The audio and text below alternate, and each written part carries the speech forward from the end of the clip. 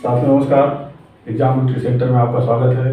साथियों, पेट एग्जामिनेशन में ज्योग्राफी से आपके 5 प्रश्न पूछे जाएंगे, तो उसी के संदर्भ में आज हम लोग ज्योग्राफी ऑफ इंडिया के कुछ पॉइंट्स का अध्ययन करेंगे। दोस्तों, निश्चित रूप से प्रश्न इसी में से पूछे जाएंगे आपको, और 5 में से 5 प्रश्न आपको जो एग्जाम विक्ट्री सेंटर के द्वारा पढ़ाया जाएगा, आपको करवाया जाएगा, उसी में से प्रश्न आएंगे दोस्तों, और उससे बाहर नहीं आएंगे। आपको सारे के सारे प्रश्न देखने को मिल जाएंगे। दोस्तों, आप बड़े ही आराम से सिर्फ वीडियो को देखिए और समझने का प्रयास करिए दोस्तों, आपको बहुत मज़ा आएगा और ये वीडियो आपके लिए काफ़ी ज्ञानप्रद सिद्ध होगा दोस्तों। तो दोस्तों, वीडियो को लंबा नहीं करते हैं, लंबा बहुत ज़्यादा हो जाता है तो आपको भी थोड़ा थकान लगने लगती है दोस्तों। तो ऐसी स्थिति में वीडियो को तुरंत शुरू करते हैं और सीधा चलते हैं हम लोग कि आज हम ज्योग्राफी ऑफ इंडिया के अंतर्गत कौन कौन सा टॉपिक पढ़ेंगे। तो आज हम लोग ज्योग्राफी ऑफ इंडिया के अंतर्गत इसकी भौगोलिक स्थिति के बारे में जानेंगे, फिर इसके दूरस्थ बिंदु जो पार्ट पॉइंट्स हैं उनको जानेंगे, फिर इसके प्रमुख तट जानेंगे, और फिर हम लोग इसके सीमावर्ती देश के बारे में पढ़ेंगे। तो दोस्तों, इसी क्रम में हम लोग आगे बढ़ते हैं और सबसे पहले भौगोलिक स्थिति पर बात करते हैं। तो दोस्तों देखिए, भौगोलिक स्थिति जो भारत है, हमारा देश है, वो विश्व के मानचित्र पर कहाँ है और इसके अंतर्गत और क्या क्या चीज़ें आ रही हैं, आइए उन सब चीज़ों को समझते हैं। तो सबसे पहले हम लोग थोड़ा चलते हैं अक्षांश और देशांतर रेखाओं के बारे में जान लेते हैं। देखिए, ये हमारी पृथ्वी है दोस्तों, आप लोगों को पता है पृथ्वी अंडाकार होती है। तो ऐसे में जो हॉरिजॉन्टल लाइन जो पृथ्वी को बीचों बीच से 2 भागों में बांट देती है, इसे हम लोग इक्वेटर के नाम से जानते हैं। और दोस्तों, ये जो हॉरिजॉन्टल लाइन्स हैं, ये इसको हम लोग 0 डिग्री कहते हैं। और दोस्तों, फिर इसी तरह से आपके उत्तर में और इसी तरह से दक्षिण में भी इसी तरह के हॉरिजॉन्टल लाइन्स पृथ्वी को बांटती चली जाती हैं। इन्हें क्रमशः 1 डिग्री नॉर्थ, 2 डिग्री नॉर्थ, इसी तरह से यहाँ तक साउथ नॉर्थ पोल तक, और फिर इधर साउथ में भी इसी तरह से 0 डिग्री के बाद 1 डिग्री साउथ, 2 डिग्री साउथ, यहाँ तक साउथ पोल तक आते हैं दोस्तों। तो ये जो हॉरिजॉन्टल लाइंस होती हैं दोस्तों, इन्हें हम लोग लैटिट्यूड्स या अक्षांश रेखाएं कहते हैं। और फिर दोस्तों, अब हम लोग थोड़ा लॉन्गिट्यूड यानी देशांतर रेखाओं के बारे में बात करते हैं। तो दोस्तों, देशांतर रेखाओं, तो जो हॉरिजॉन्टल लाइंस होती हैं, इन्हें हम लोग लैटिट्यूड यानी अक्षांश रेखा कहते हैं। और फिर दोस्तों, इसी पृथ्वी को जब हम लोग एक वर्टिकल लाइंस जो होती हैं, वर्टिकल लाइंस दोस्तों 0 डिग्री वर्टिकल लाइन, इसे हम लोग प्रधान देशांतर रेखा के नाम से जानते हैं। और फिर इस तरह से ये देखिए, पृथ्वी को ये 2 भागों में बांट देती है, इधर पूर्वी गोलार्ध और इधर दक्षिणी गोलार्ध।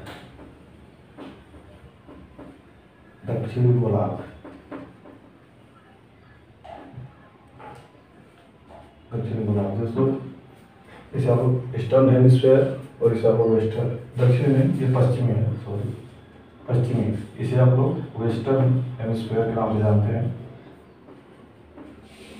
दोस्तों, ये जो प्रधान देशांतर रेखा होती है हमारी 0 डिग्री लॉन्गिट्यूड जो है पृथ्वी को 2 हेमिस्फीयर में बांटता है, वाला ईस्टर्न हेमिस्फीयर, दूसरा वेस्टर्न हेमिस्फीयर, जिसे हम लोग पूर्वी गोलार्ध और पश्चिमी गोलार्ध कहते हैं। और इसी तरह से दोस्तों, जो अपना 0 डिग्री लैटिट्यूड होता है, यानी जो अक्षांश रेखा होती है 0 डिग्री, जिसे हम भूमध्य रेखा के नाम से भी जानते हैं, ये दोस्तों पृथ्वी को 2 भागों में बांटती है। ऊपर वाले को उत्तरी गोलार्ध और नीचे वाले को दक्षिणी गोलार्ध के नाम से जाना जाता है।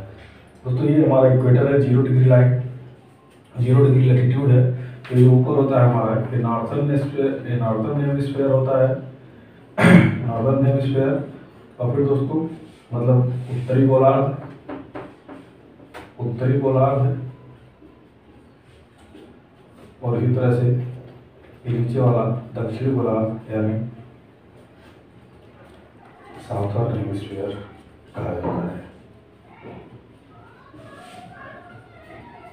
दोस्तों, आप लोगों को मैं थोड़ा सा सोच रहा हूँ, दिशा के बारे में कई बच्चे भ्रमित हो जाते हैं कि मैप में दिशा कैसे निर्धारित होती है, क्योंकि आप कहीं और जाते हैं तो दिशा बदल जाती है। दिशा वही रहती है दोस्तों। दरअसल क्या होता है जब आप मैप में देखते हैं तो मैप के लिए आपको सीधा कुछ नहीं करना होता है दोस्तों। आप बुक देखते हैं, मैप देखते हैं तो आपको ऐसे सामने रहता है, उसमें आपको ऐसे आप बना लीजिए। तो दोस्तों आपको ये सबसे ऊपर होता है, ये आपका उत्तर कहलाता है यानी नॉर्थ। दोस्तों इसके सीधा नीचे जो ये रहता है ये आपका साउथ होता है यानी कि दक्षिण। दोस्तों इधर ये जो आपका राइट हैंड है, इस साइड आपका ईस्ट होता है यानी पूर्व, और इसके अपोजिट आपका यहाँ पर वेस्ट होता है दोस्तों। तो इसी तरह से आप इससे अगर समझेंगे तो आप देख सकते हैं कि इसके जब ये 0 डिग्री जो हमारा लॉन्गिट्यूड है ये इधर, तो इधर आप देख रहे हैं पूरब है, इसीलिए इसको पूर्वी गोलार्ध कहते हैं। और इधर देखते हैं आप पश्चिम है, इसलिए इसको पश्चिमी गोलार्ध के नाम से जानते हैं। और दोस्तों यहीं पे जब हम लैटिट्यूड की बात करते हैं तो ये हमारा लैटिट्यूड है, तो देखिए ऊपर और नीचे में बांटता है, इसीलिए ऊपर वाले को देखिए उत्तर कहते हैं, ये उत्तरी गोलार्ध होता है, और इसको नीचे वाले को दक्षिण कहते हैं, तो इसको दोस्तों दक्षिणी गोलार्ध होता है। अब आप लोग समझ गए होंगे। तो दोस्तों यहाँ से कंक्लूजन ये है कि जो हॉरिजॉन्टल लाइंस होती हैं उन्हें हम लोग लैटिट्यूड कहते हैं, और जो वर्टिकल लाइंस होती हैं उन्हें हम लोग लॉन्गिट्यूड यानी देशांतर रेखा कहते हैं। ठीक है दोस्तों, तो अब आइए हम लोग समझते हैं कि भारत की स्थिति क्या है। दोस्तों अगर आप यहाँ थोड़ा ध्यान दीजिए, ये हमारी पृथ्वी है दोस्तों। इस पृथ्वी में ये हमारा 0 डिग्री लॉन्गिट्यूड पूर्वी और पश्चिमी गोलार्ध में बांट रहा है, तो हमारा 0 डिग्री लैटिट्यूड उत्तर और दक्षिणी गोलार्ध में बांट रहा है। तो अगर इस पृथ्वी पर भारत आना चाहे तो हमारा भारत यहाँ कहीं आके यहाँ भारत की स्थिति दोस्तों। तो आप देख रहे हैं अगर आप ये जिला के हिसाब से तो हमारा पूर्वी गोलार्ध में, अगर आप इस लैटिट्यूड के हिसाब से देखेंगे तो उत्तरी गोलार्ध में पड़ता है।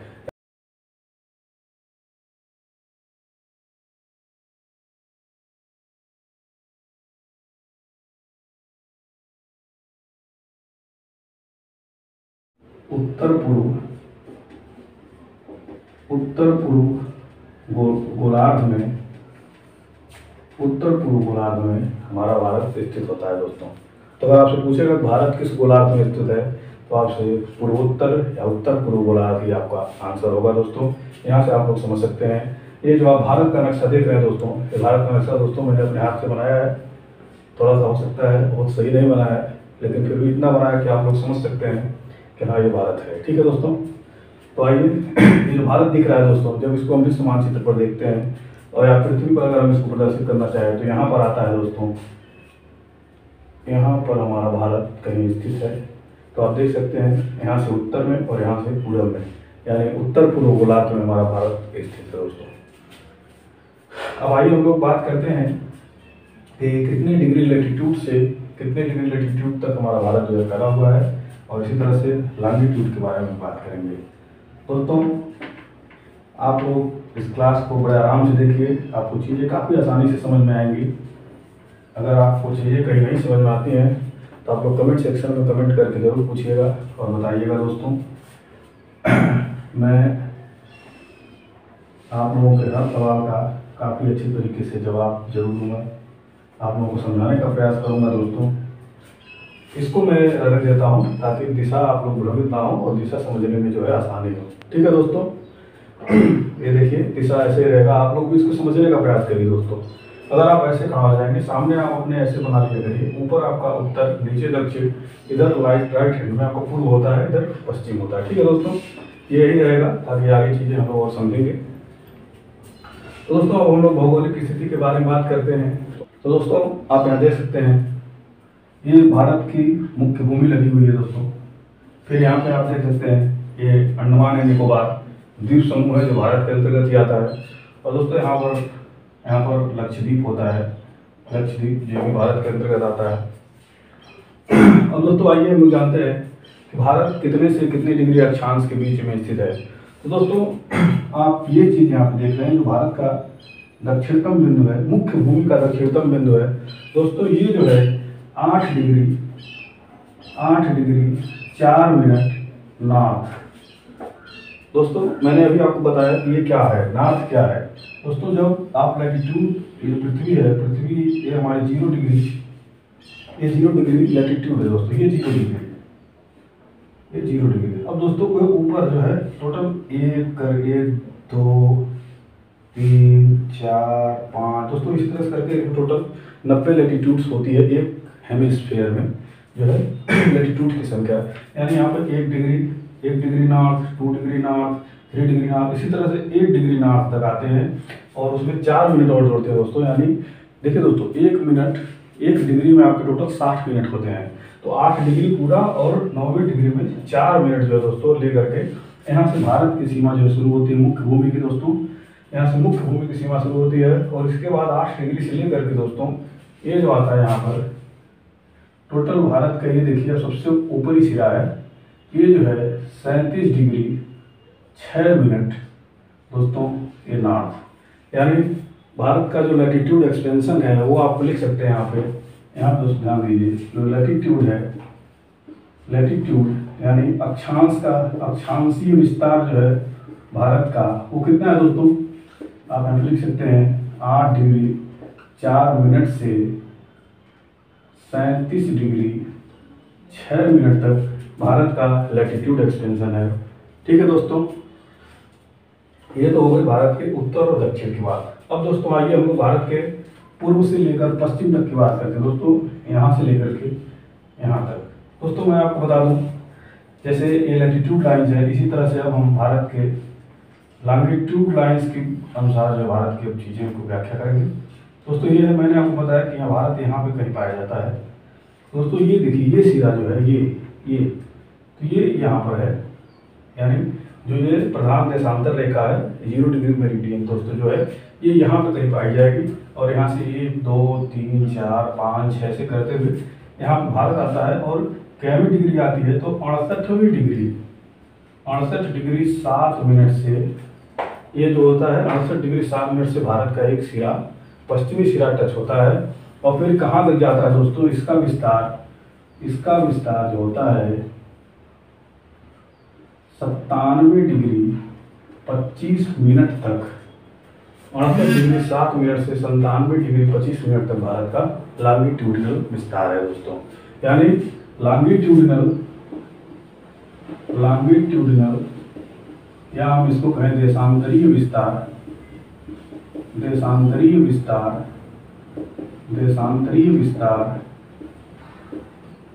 डिग्री 7 मिनट से 97 डिग्री 25 मिनट तक है। दोस्तों आपसे क्वेश्चन यही पूछा जाता है, भारत का अक्षांशीय विस्तार है तो आप कहेंगे 8 डिग्री 4 मिनट से 37 डिग्री 6 मिनट तक, और जब आपसे देशांतरीय विस्तार पूछा जाएगा तो इसका मतलब आप कहेंगे 68 डिग्री 7 मिनट से 97 डिग्री 25 मिनट तक। दोस्तों मुझे लगता है अब आप लोग समझ गए होंगे।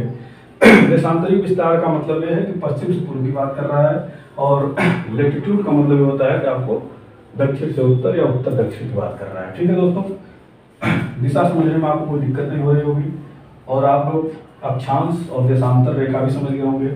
दोस्तों एक बार फिर से मैं बता रहा हूँ, अक्षांश रेखाएं हॉरिजॉन्टल रेखाएं होती हैं जो पृथ्वी के समानांतर खींची जाती हैं। ठीक है दोस्तों, और देशांतरीय रेखा क्या होती है जो पृथ्वी के से लंबवत खींची जाए। दोस्तों आइए अब हम लोग और कुछ जानते हैं थोड़ा बहुत, इसको आप लोग अगर लिखना चाहे तो लिख सकते हैं दोस्तों।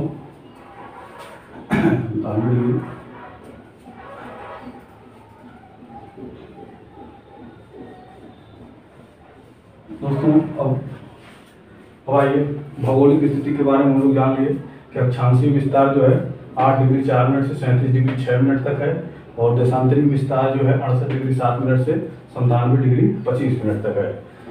अब दोस्तों इसमें बात करते हैं, ये देखिए दोस्तों यहाँ पे जो अंडमान एंड निकोबार है, ये भारत की मुख्य भूमि जो है, मुख्य भूमि का दक्षिणतम सिरा दोस्तों 8 डिग्री 4 मिनट तक होता है। लेकिन कभी कभी एग्जाम में आपसे ये पूछ लेता है कि जो है अंडमान निकोबार का दक्षिणतम सिरा किस लैटिट्यूड पर होता है। तो दोस्तों ये जो होता है ये 6 डिग्री 4 मिनट के लगभग ये होता है दोस्तों। यानी ये 8 डिग्री 4 मिनट जो इसकी मुख्य भूमि है उससे भी थोड़ा और नीचे होता है ये अंडमान निकोबार का सिरा है दोस्तों। अभी हम लोग दूरस्थ बिंदु के बारे में जब पढ़ेंगे तो उस वक्त उसके बारे में हम लोग बात करेंगे। ठीक है दोस्तों, तो अब दोस्तों भौगोलिक स्थिति के बारे में हम लोग ये जान लिए कि भारत का अक्षांशीय और देशांतरी विस्तार कितना है। अब एक चीज़ और जान लेते हैं दोस्तों कि भारत में दोस्तों जो भारत का पूरा क्षेत्रफल है, भारत के क्षेत्रफल के बारे में हम जान लेते हैं। भारत का क्षेत्रफल दोस्तों 32,87,263 वर्ग किलोमीटर है या किलोमीटर स्क्वायर है दोस्तों। इसे आप लोग नोट कर लीजिए कि पूरे इंडिया का जो क्षेत्रफल है वो 32,87,263 वर्ग किलोमीटर है। दोस्तों आप लोगों को ये तो पता ही होगा कि जो भारत है हमारा एशिया महाद्वीप में स्थित है। एशिया महाद्वीप की अगर दिशा की बात करें तो एशिया महाद्वीप के दक्षिण दिशा में स्थित है। ठीक है दोस्तों, आप लोगों को ये जानकारी अच्छा लगा होगा। अब हम लोग आएंगे जो है भारत के पहला भौगोलिक स्थिति आप लोग समझ गए होंगे और थोड़ा सा समझ लेते हैं भारत में। ये आप लोग नोट कर लीजिए भारत का क्षेत्रफल कितना होता है। अब दोस्तों देखिए भारत में मैदान, पर्वत और पहाड़ियाँ, पठार ये सब भी पाए जाते हैं। तो दोस्तों पूरे भारत में मैदान जो है, मैदान पूरे भारत के 43% क्षेत्रफल, पूरे भारत के 43% क्षेत्र पर मैदान पाए जाते हैं। अब दोस्तों अगर पर्वत पहाड़ियाँ मिलाकर पर्वत व पहाड़ियाँ मिलाकर के दोस्तों 29.3% भूभाग पर, पूरे भारत के 29.3% भूभाग पर दोस्तों, पूरे भारत के 29.3% भूभाग पर पर्वत व पहाड़ियों का विस्तार है दोस्तों। ठीक है, और फिर आते हैं हम लोग पठार। दोस्तों पूरे भारत के, अब यहाँ से आप लोग अगर 100 में से इसको घटा देंगे तो भी मिल जाएगा आपको लगभग 27.7% भूभाग पर पठार जो है फैला हुआ है भारत के भूभाग पर। ये आप लोग जरूर नोट कर लीजिएगा। इसमें से क्वेश्चन बन जाता है कि भारत के कितने % भूभाग पर पर्वत एवं पहाड़ियों का विस्तार है। तो दोस्तों ऑप्शन में आपको ये जरूर मिलेगा 29.3%। आप लोग इसे मारिएगा। पूरे भारत जो है दोस्तों इसमें इतने भूभाग पर जो है 29.3% पर पर्वत एवं पहाड़ियाँ, 43% भाग पर मैदान पाया जाता है। ठीक है दोस्तों, 43% भाग पर। और दोस्तों हम एक चीज़ और जान लेते हैं, पूरे जो विश्व में भारत जो देश है उसका जो क्षेत्रफल है वो पूरे विश्व का कितना % एरिया जो है घेरा हुआ है। तो भारत का क्षेत्रफल पूरे विश्व के क्षेत्रफल का 2.4% है। पूरे भारत का जो क्षेत्रफल है वो पूरे विश्व के क्षेत्रफल का सिर्फ 2.4% है। इसे आप लोग जरूर नोट कर लीजिए। ठीक है दोस्तों, अब आइए हम लोग सबसे जो है, अब हम लोग पहला टॉपिक अपना कंप्लीट कर चुके हैं दोस्तों। इसी में से प्रश्न आपको पूछे जाएंगे भौगोलिक स्थिति के बारे में। और फिर दूरस्थ बिंदु के बारे में बात करते हैं। दूरस्थ बिंदु दोस्तों आप लोग यहाँ पे देख रहे होंगे भारत के अगर उत्तरी सिरे की बात करें तो यहाँ पे आप देख रहे हैं सबसे उत्तर में ये स्थान है। अगर सबसे दक्षिण की बात करें सबसे दक्षिण में ये स्थान है। सबसे अगर पश्चिम की बात करें तो ये स्थान है। सबसे अगर पूर्व बात करें तो ये स्थान है। तो दोस्तों आइए हम लोग समझते हैं दूरस्थ बिंदु मतलब फार पॉइंट क्या होते हैं। तो सबसे उत्तर में दोस्तों, सबसे उत्तर में यहाँ पर दोस्तों क्या है, लद्दाख है। अगर सबसे पूर्व में बात करें, सबसे पूर्व में अरुणाचल प्रदेश है। यहाँ पे सबसे दक्षिण में तमिलनाडु है, आप लोगों को पता होना चाहिए। और सबसे पश्चिम में बात करें तो सबसे पश्चिम में ये क्या है दोस्तों, आप लोग पता होगा, ये गुजरात है। क्या है, ये गुजरात है दोस्तों, आप लोग पता है गुजरात में यहाँ तक ये गुजरात का क्षेत्र है। तो गुजरात जो है भारत का सबसे पश्चिमी राज्य है और ये जो जगह है ये भी सबसे गुजरात में ही पाई जाती है। अब आइए दोस्तों हम लोग समझते हैं कि जो सबसे फार बिंदु है उनको नाम क्या क्या दिया गया है। तो दोस्तों ये जगह जो सबसे उत्तरी बिंदु है भारत की, इसे हम लोग इंदिरा काल के नाम से जानते हैं। इसे हम लोग इंदिरा कॉल के नाम से जानते हैं। ठीक है दोस्तों, इसे हम लोग इंदिरा कॉल के नाम से जानते हैं। सबसे उत्तरी सिरा क्या है, इंदिरा कॉल। ठीक है, इसी तरह से सबसे ये जो पूर्वी सिरा है दोस्तों। ये अरुणाचल प्रदेश में एक जगह है, इसका नाम है किम्बुधु।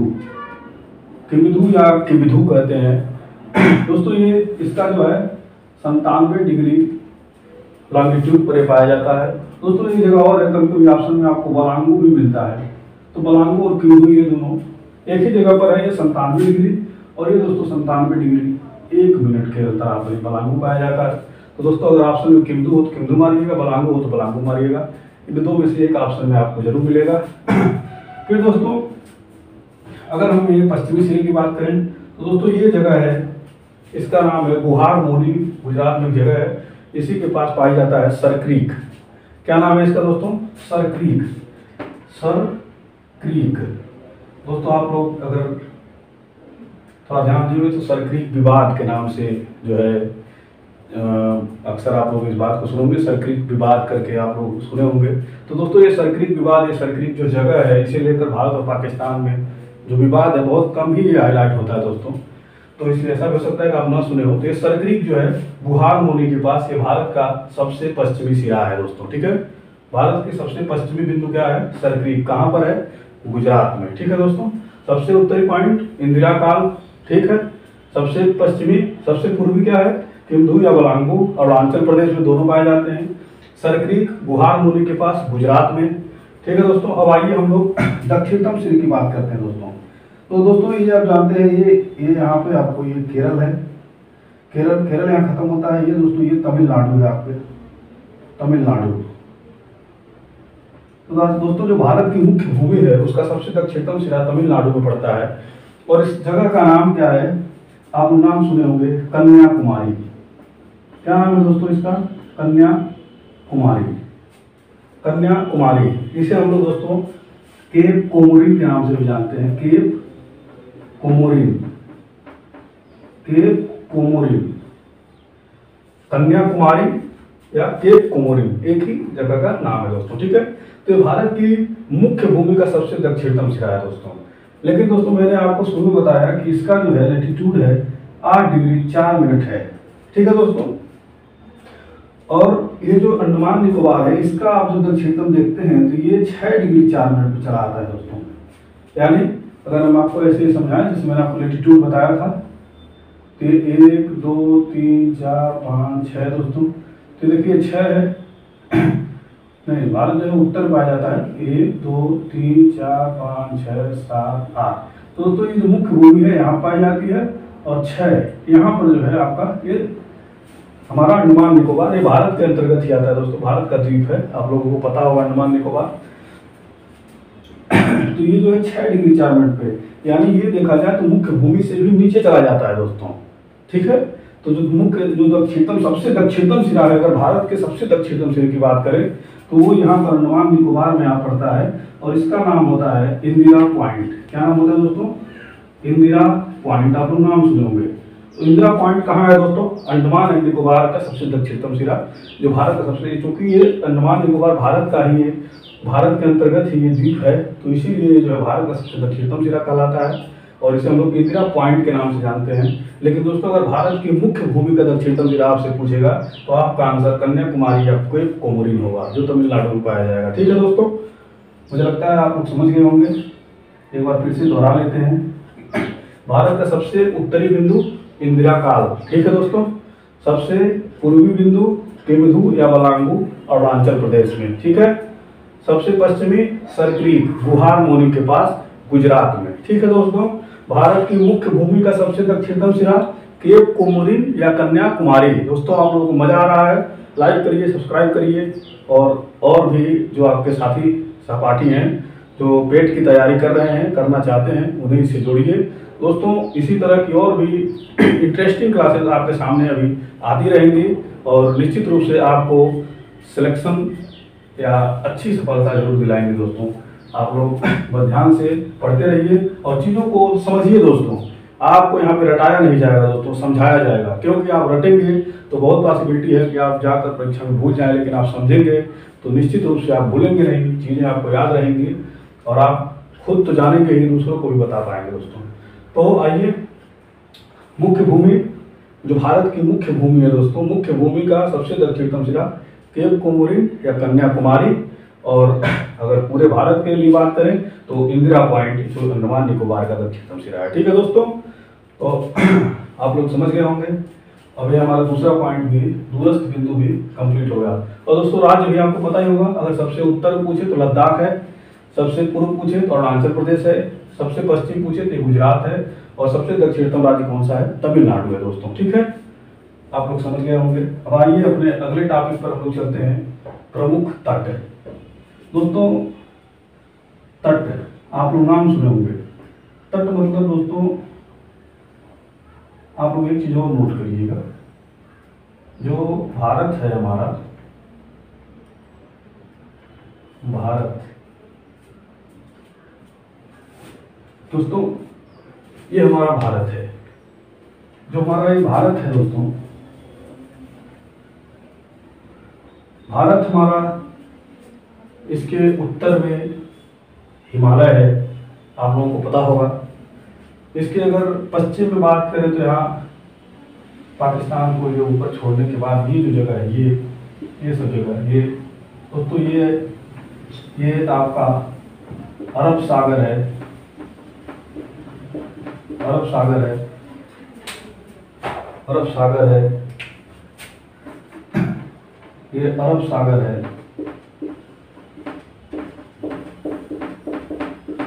अरब सागर है, दिख रहा होगा आपको दोस्तों, अरब सागर। नीचे आपका ये हिंद महासागर है, नीचे हिंद महासागर। और दोस्तों देखिए इसके अनुसार पश्चिम में अरब सागर, दक्षिण में हिंद महासागर, और पूरब में यहाँ पर बंगाल की खाड़ी पाई जाती है दोस्तों।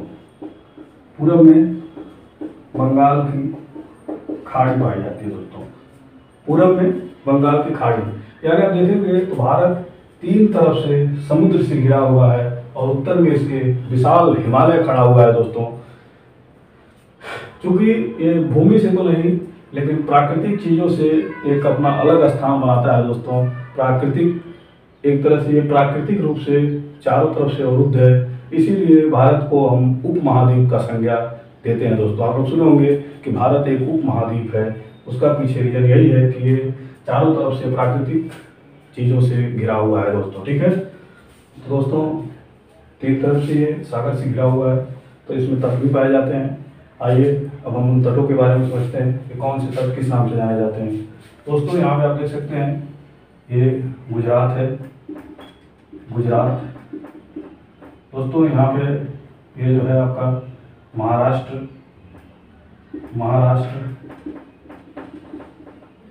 ये गोवा, यहाँ पे गोवा, यहाँ पे कर्नाटक,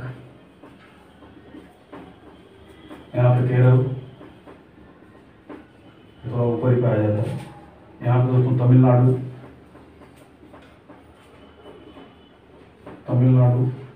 यहाँ पे दोस्तों आपका आंध्र प्रदेश, ये आंध्र प्रदेश,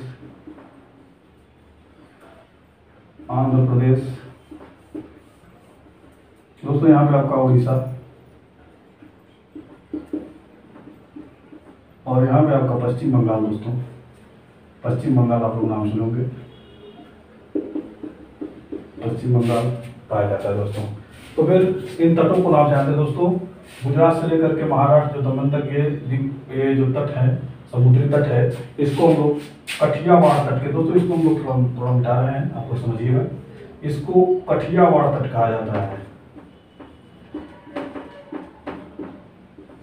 कठियावाड़ तट। दोस्तों आप लोग नोट करते चलिएगा, गुजरात से लेकर के दमन जो महाराष्ट्र के अंतर्गत पाया जाता है, इसे कठियावाड़ तट कहा जाता है।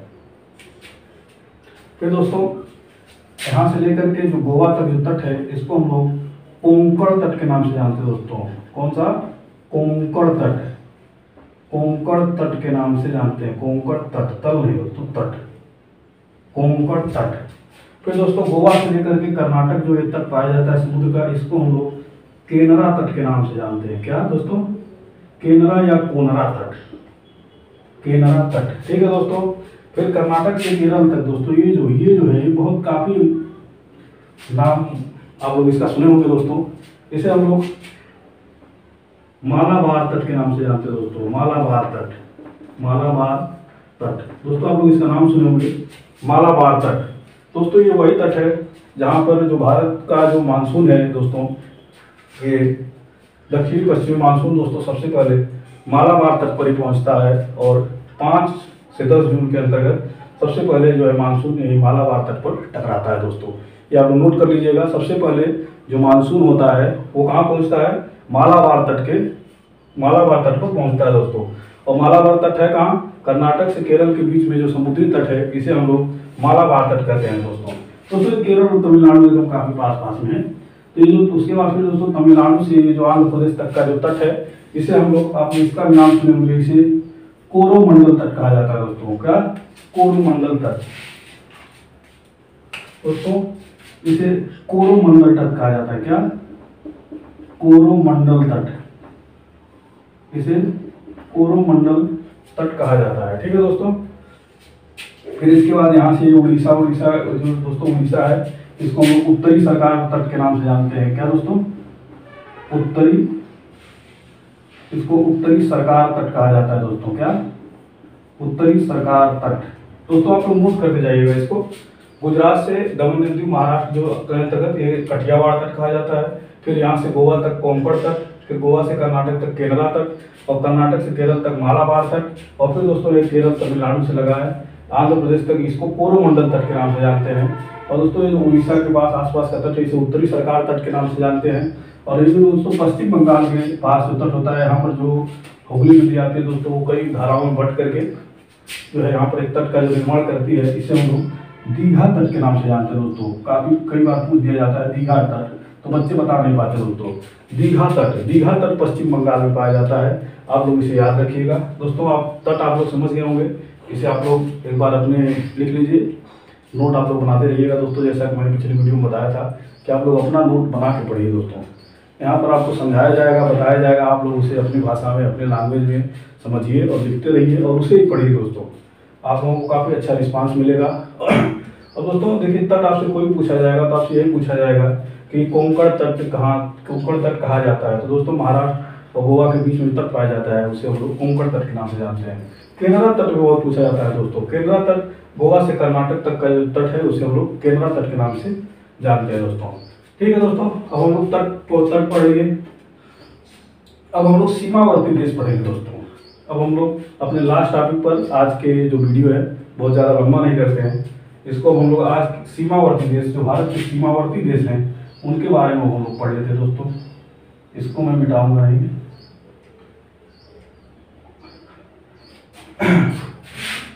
दोस्तों आइए हम लोग पढ़ते हैं भारत के पड़ोसी देश या सीमावर्ती देश। सीमावर्ती देश का मतलब वही देश जिससे भारत अपनी अंतर्राष्ट्रीय सीमा बना रहा है, या जो भारत के आसपास स्थित है देश, उनके बारे में हम लोग पढ़ेंगे दोस्तों। ये देखिए यहाँ पे दोस्तों, ये देखिए ये भारत है। भारत का मैप आपको दिख रहा है दोस्तों। मैं ये बताऊंगा कि भारत के कितने सीमावर्ती देश है, आप लोग समझिए और उसके बाद खुद ही काउंट करिए कितने हुए दोस्तों। देखिए सबसे पहले ये जो क्षेत्र है, यहाँ पर आपका भारत का जो पड़ोसी देश है वो है पाकिस्तान। क्या दोस्तों, पाकिस्तान।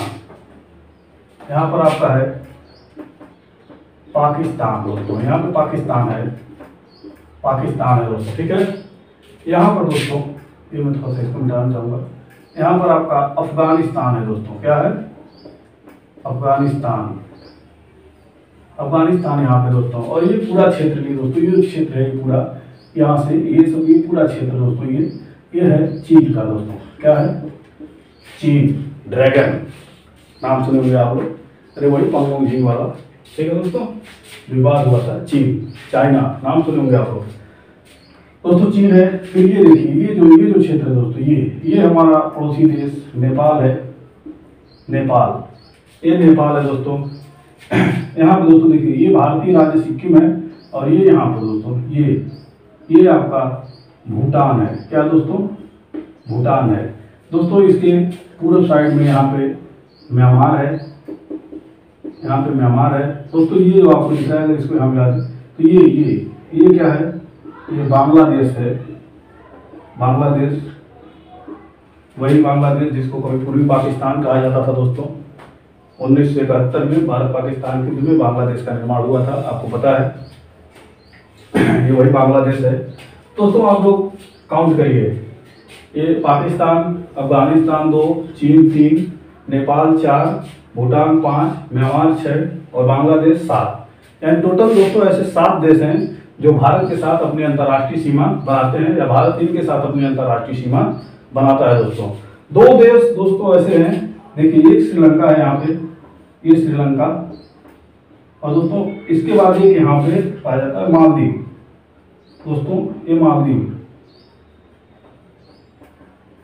ये भी दोस्तों भारत के पड़ोसी हैं, लेकिन इनका जो स्थलीय सीमा है, यानी इनका जो मुख्य भूमि है वो डायरेक्ट भारत से नहीं लगता है दोस्तों, बल्कि भारत और इस देश के बीच में समुद्र पाया जाता है तो पड़ोसी, लेकिन इनका स्थलीय सीमा जो है एक दूसरे से लगता नहीं है दोस्तों, इनके बीच में समुद्र पाए जाते हैं। तो अगर दोस्तों सबको मिला के कहा जाए तो आप देखिए 1 2 3 4 5 6 7 8 9, टोटल 9 देश हो गए जो भारत के पड़ोसी देश हैं। लेकिन दोस्तों याद रखिएगा, स्थलीय सीमा साझा करने वाले सिर्फ और सिर्फ 7 देश हैं। कितने? जो स्थलीय सीमा साझा करते हैं, स्थलीय सीमा मतलब डायरेक्ट स्थल से जुड़े हुए हैं, स्थलीय सीमा साझा करते हैं, इनकी संख्या कितनी दोस्तों? 7। स्थलीय सीमा 7 है, ठीक है, आप लोग समझ गए होंगे। अब दोस्तों आइए बात करते हैं सबसे बड़ी सीमा, जो स्थलीय सीमा सबसे ज्यादा, सबसे लंबी स्थलीय सीमा किस देश के साथ लगती है? दोस्तों ये बांग्लादेश, देखिए बांग्लादेश यहाँ से लगा है पूरा ये यहाँ तक। तो सबसे बड़ी स्थलीय सीमा जो हमारे किसी देश के साथ लगती है वो बांग्लादेश के साथ लगती है दोस्तों। और सबसे छोटी सीमा किसके साथ लगती है? तो दोस्तों यहाँ पे अफगानिस्तान, दोस्तों ये देखिए ये पूरा चाइना है, ठीक है, ये यहाँ पाकिस्तान है, ये अफगानिस्तान थोड़ा सा बस लगता है। 106 किलोमीटर की सीमा जो है अफगानिस्तान के साथ लगती है। इंडिया और अफगानिस्तान के बीच में 106 किलोमीटर की सीमा जो है दोस्तों लगती है। और सबसे ज़्यादा बांग्लादेश के साथ लगभग 4096 किलोमीटर शायद लगता है दोस्तों। इंडिया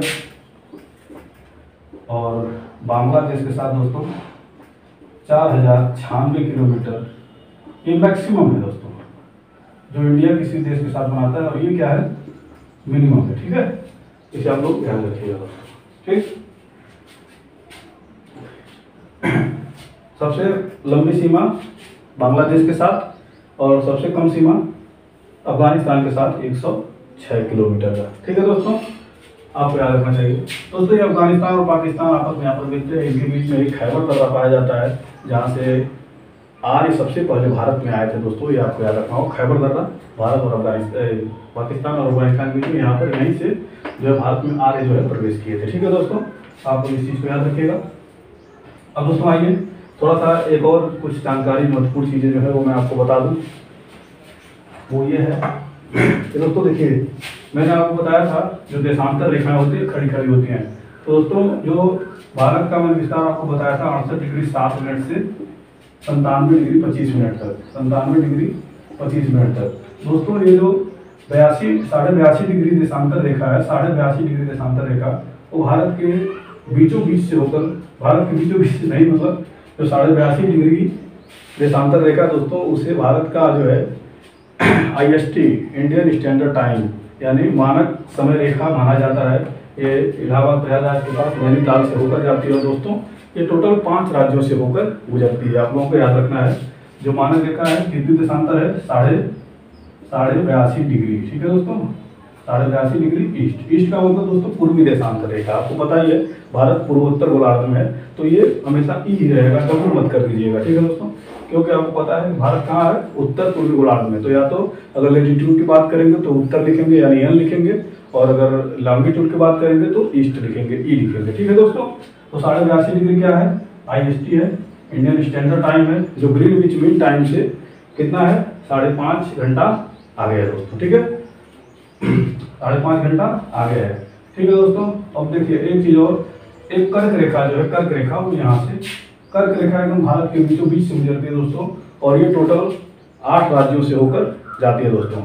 अगर इसको IST की बात करें तो ये जो है 5 राज्यों से होकर गुजरती है। और इसका अगर बात करें कर्क रेखा की, भारत के बीचों बीच से कर्क रेखा होकर जाती है और ये टोटल 8 राज्यों से होकर गुजरती है दोस्तों। अब एक चीज़ और आपको बता दूं कि ये जो, आइए थोड़ा सा हम ही पढ़ लेते हैं कि देखिए उत्तर है और ये दक्षिण है। दोस्तों भारत की उत्तर से लेकर दक्षिण तक की जो टोटल लंबाई है वो कितनी है, अगर आप सीधा जाएंगे तो आपको 3214 किलोमीटर लंबा पड़ेगा दोस्तों। कितना? 3214 किलोमीटर। और दोस्तों अगर ये पूर्व से पश्चिम की बात करें तो दोस्तों ये लंबाई जो है 2933 किलोमीटर की पड़ेगी। ठीक है दोस्तों, मुझे लगता है कि अब आप लोग भौगोलिक स्थिति, दूरस्थ बिंदु, भारत के प्रमुख तट और सीमावर्ती देश काफी अच्छे समझ गए होंगे। दोस्तों देश आप समझ लीजिए, पाकिस्तान, अफगानिस्तान, चीन, यहाँ पर नेपाल, यहाँ पर भूटान, म्यांमार, बांग्लादेश, ये सातों स्थलीय सीमा लगाते हैं और ये दो जो है स्थलीय सीमा नहीं लगाते हैं, लेकिन भारत के पड़ोसी देश होते हैं। तो अगर स्थलीय सीमा पूछेगा टोटल 7 देश, अगर टोटल पूछे तो टोटल 9 देश हैं जो भारत के नेबरिंग कंट्री हैं, पड़ोसी देश हैं। ठीक है दोस्तों आप लोग पढ़े होंगे, आप लोगों को काफ़ी ज़्यादा मजा भी आया होगा और काफ़ी ज़्यादा जानकारी आप लोग इकट्ठा किए होंगे। दोस्तों आप लोग जब पेपर देंगे, अभी आप लोग टेस्ट वगैरह दे रहे होंगे, उसमें अब इस क्लास को देखने के बाद आप लोग करिएगा, निश्चित रूप से इससे संबंधित सारे प्रश्न आप लोगों से हल हो जाएंगे और आप लोगों को करने में मजा आएगा। दोस्तों अगर वीडियो आपको अच्छा लगा हो, ज्ञानप्रद रहा हो, आप लोगों के लिए लाभप्रद रहा हो, आपको अगर कुछ इससे अच्छी जानकारी सीखने को मिली है जो पहले नहीं सीखी थी, तो दोस्तों इस वीडियो को लाइक कर दें, सब्सक्राइब करें और अधिक से अधिक इसको शेयर कर दें ताकि ये वीडियो अधिक से अधिक लोगों के पास पहुँचे। और कई लोग जिनको काफ़ी चीज़ें इस तरह की जो हार्ड लगती हैं वो उनके लिए भी आसान बन जाए और वो भी अच्छे तरीके से सीख सके दोस्तों। तो दोस्तों आज यहीं समाप्त करते हैं और फिर दोस्तों कल हम लोग ज्योग्राफी में पर्वत एवं पहाड़ियाँ और फिर नदी और पठारों के बारे में अध्ययन करेंगे। और आज की वीडियो को यहीं समाप्त करते हैं दोस्तों, क्योंकि बहुत लंबा हो जाएगा। दोस्तों आप लोग इस वीडियो को देखिएगा, बहुत मज़ा आने वाला है, आप लोगों को अच्छा लगेगा। और दोस्तों कमेंट सेक्शन में कमेंट जरूर करिएगा कि आप लोगों को वीडियो कैसा लगा, और अगर अच्छा लगा हो तो इसे अधिक से अधिक लोगों तक पहुँचाइए। ठीक है दोस्तों, चलते हैं, फिर अगली वीडियो मिलते हैं। जय हिंद दोस्तों।